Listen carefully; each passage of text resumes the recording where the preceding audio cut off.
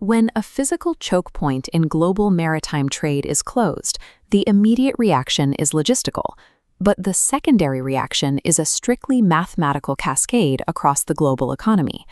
The current market pricing incorporates a localized disruption. Institutional models assume 5 to 6 weeks of pipeline redirection, which pushes crude oil to $80 a barrel. This data visualization establishes the analytical framework for measuring the fallout.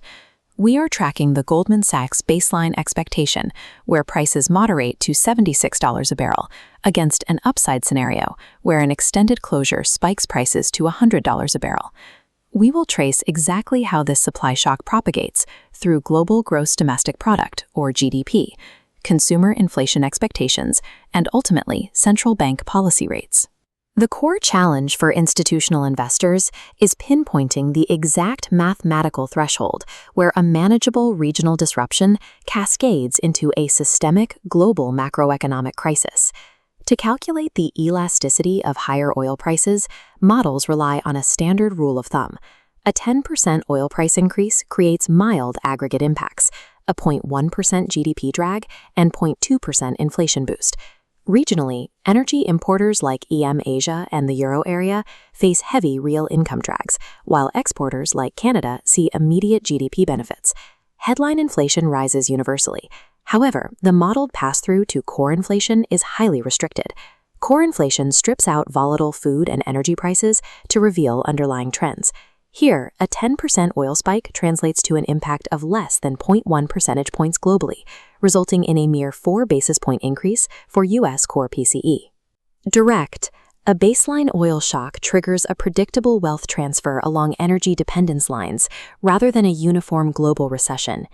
Expanding the model beyond crude oil reveals a secondary, structurally critical vulnerability, halting Qatari energy exports. The announced shutdown of these specific facilities immediately throttles 19% of the total global liquefied natural gas, or LNG, supply. This supply choke triggers a sharp reaction in European benchmark pricing. Forecasts for the April 2026 TTF, the tidal transfer facility, which serves as Europe's leading virtual trading point for natural gas, have been upgraded to €55 per megawatt hour. This gas disruption places intense near-term inflationary pressure, specifically on European and Asian economies. The United States remains largely insulated due to its reliance on vast domestic natural gas production. The model identifies a critical danger threshold. If prolonged disruption pushes LNG prices to $25 per million British thermal units, the global economic forecast immediately shifts from calculating basic inflation friction to projecting widespread, severe industrial demand destruction. The Eastern Hemisphere faces a deep recession driven by the compounded shock of natural gas strangulation, replicating the 2022 European energy crisis.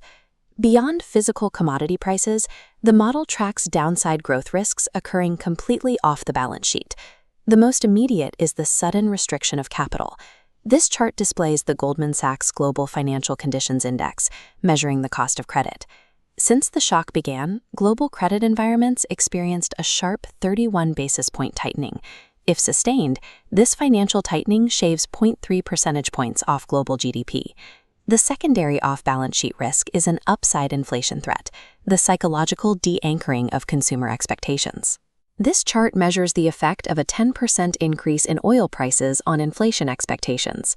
Historically, a standard shock moves long-run expectations by a mere 4 basis points, but there is a multiplier effect when pre-existing inflation is already elevated above the 75th percentile.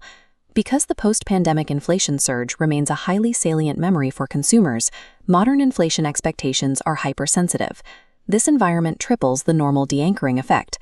An extended conflict combines the freezing of global credit markets with the catastrophic loss of central bank credibility. How do global central banks translate these chaotic, localized inputs into specific interest rate policy? Empirical data based on exogenous OPEC supply shocks shows a clear historical precedent. Global central banks generally do not adjust policy rates in response to average oil price spikes. This diagram maps the Taylor rule, a forecasting model that suggests how central banks should change interest rates in response to inflation and economic output. It explains mathematically why central banks are paralyzed by these specific types of shocks. The shock creates a dual mandate paradox. The drop in economic output demands looser monetary policy to stimulate growth. Simultaneously, the rise in headline prices demands tighter monetary policy to curb inflation. These inputs effectively cancel each other out. Under the baseline expectation of oil prices moderating sideways to $76 a barrel, global monetary policy outlooks remain entirely unaffected. Counterintuitively, the optimal central bank playbook during a moderate geopolitical energy shock is total mathematical inaction. That baseline equilibrium breaks under the severe upside scenario, which models a 5-week Strait of Hormuz closure driving oil to $100 a barrel. This chart compares the baseline oil forecast against a temporary spike to $100 a barrel. Under this extreme scenario, the implied global growth drag quadruples to negative 0.4 percentage points, and headline inflation jumps by 0.7 percentage points. The Taylor rule only forces policy action when the supply shock is exceptionally large, exceeding 30%, and the energy cost pass-through to consumers runs abnormally high. This visualization projects the Taylor rule implied effect of extreme oil price increases on policy rates, revealing a stark geographic divergence. Developed markets like the US and the Euro area remain largely insulated with minimal rate impact. Meanwhile, severe hawkish risks are triggered across emerging markets. This hawkish EM pivot will likely manifest as painful, prolonged delays to anticipated cutting cycles, rather than a return to rate hikes. Goldman Sachs has already delayed forecasts for rate cuts from the Bank of England and Norges Bank as a preliminary indicator of this exact friction. A systemic Middle Eastern war traps emerging markets in a stagflationary holding pattern, while developed markets remain largely unaffected by interest rate shifts.